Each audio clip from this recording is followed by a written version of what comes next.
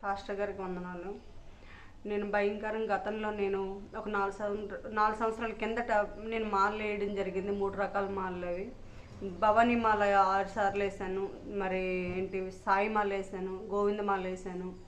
ఆ భయంకర విగ్రహార్థంలో ఉన్నప్పుడు నాకు ఎటు చూసినా నెమ్మది లేదు, శాంతి లేదు, కష్టపడింది డబ్బు ఉండట్లే, బంగారము పోయింది, ఏంటి ప్రభు అనుకునేటప్పుడు శ్యామ్ కిషోర్ అన్న లైవ్ ద్వారాగా చూసి శ్యామన్న దగ్గరికి ఒక నెల రోజులు వెళ్ళాను. 4 వారాలు పార్థపురం నుంచి వెళ్ళిన తర్వాత నిజదేవుడు ఈయన అనుకొని తెలుసుకొని వెంటనే రక్షణ పొందడం జరిగింది.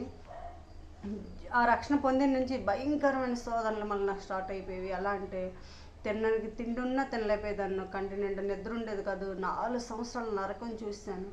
అప్పుడు ఎస్ఎస్ రావు పాస్టర్ గారిది దేవుడు యూట్యూబ్లో చూశాను. అది ఏం ఛానల్ అంటే కలవరి ఛానల్లోనే చూశాను. చూసిన తర్వాత పాస్టర్ గారికి కొన్ని 100 సార్లు ఫోన్ చేయడం జరిగింది. పాస్టర్ గారు ఫోన్ ఎత్తేవాళ్ళు కాదు.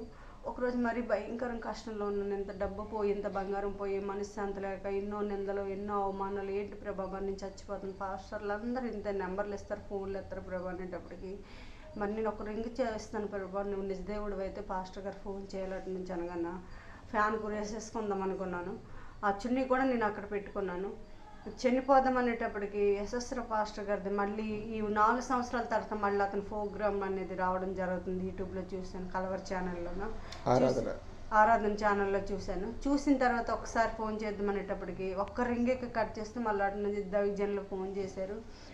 పాస్టర్ గారు నా బాధ ఎలా ఉంది, ఎన్నో 100 సార్లు మీ మీటింగ్ చూడడం, ఫోన్ చేయడం జరిగింది, మీరు ఫోన్ ఎత్తట్లేదు పాస్టర్ గారు, నా పరిస్థితి ఇది అనేటప్పటికి పాస్టర్ గారు దైవజనులు అడ్రస్ చెప్పారు. అడ్రస్ చెప్పిన తర్వాత వచ్చి అయ్యగారి దగ్గర మీటింగ్లో పాల్పొంది ఆ మీటింగ్ ప్రార్థన అయిన తర్వాత అయ్యగారి దగ్గర ప్రార్థన చేయించుకున్న తర్వాత అప్పుడు ఏం జరిగిందంటే నాకు ఎక్కడ లేని నెమ్మది కలిగింది. నిద్ర, ఆకలి అన్నీ ఈ 4 సంవత్సరాల నుంచి ఈ 2 ఏవి లేవైతే ఆ 2 కడుపు నిండా అన్నం తినడం, కంటి నిండా పడుకోవడం, నాకు ఆరోగ్యం ఎన్నో ఎన్నో ఎన్నో మేలు లేకుండా దేవుడు చేసుకొని రావడం జరిగింది.